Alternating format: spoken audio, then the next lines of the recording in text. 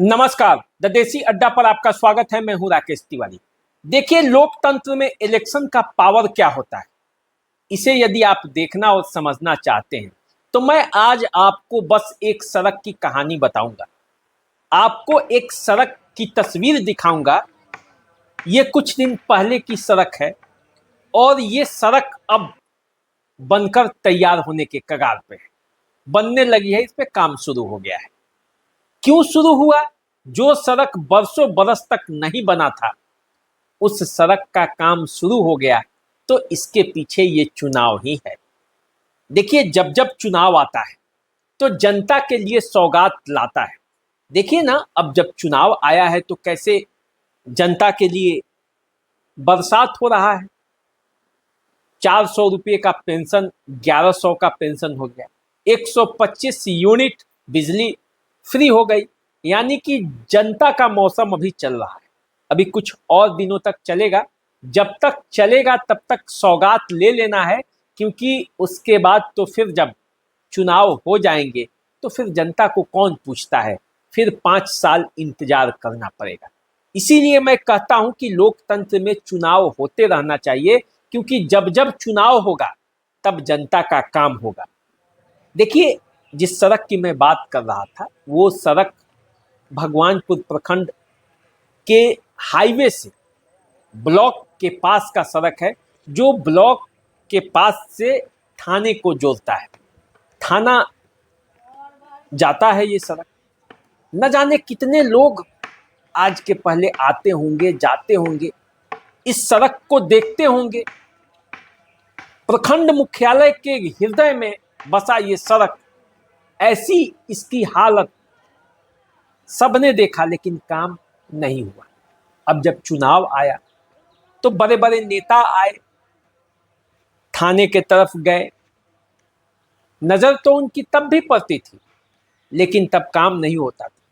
अब जब नजर पड़ा, जब नेता जनता के बीच जा रहे हैं और जा जाकर वोटों के लिए अपना फरियाद लगा रहे हैं, नए नए प्रत्याशी उतर कर आए हैं क्षेत्र में और जा रहे हैं, तो समस्याएं लोग सुना रहे हैं और उन समस्याओं पर अमल भी हो रहा है।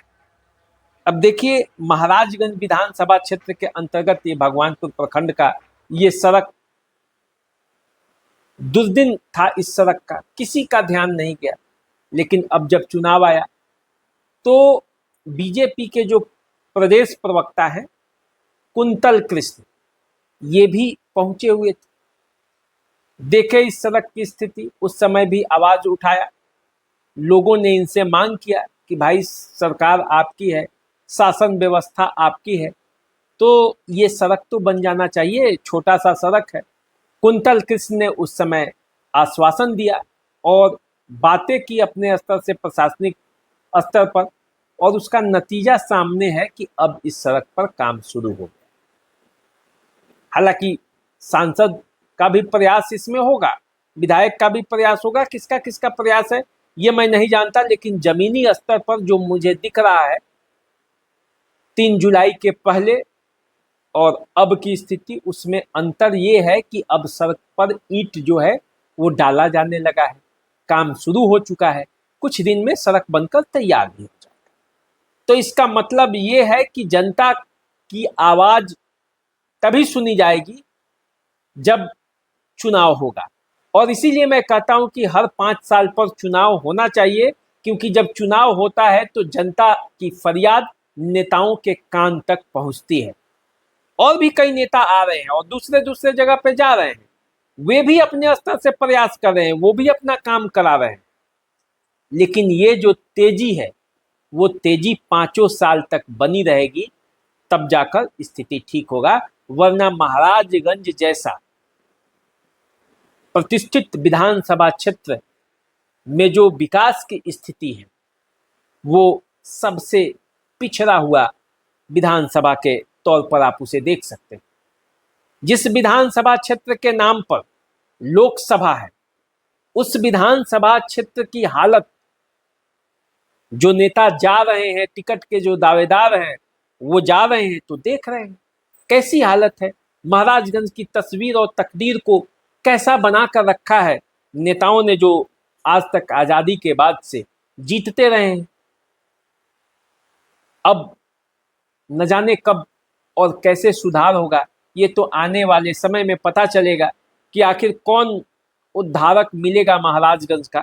लेकिन फिलहाल जो स्थिति है उसमें चुनाव आते रहना चाहिए, क्योंकि जब चुनाव आता है तो काम भी दिखता है। इसीलिए हम कहते हैं अच्छे हैं जी चुनाव अच्छे हैं।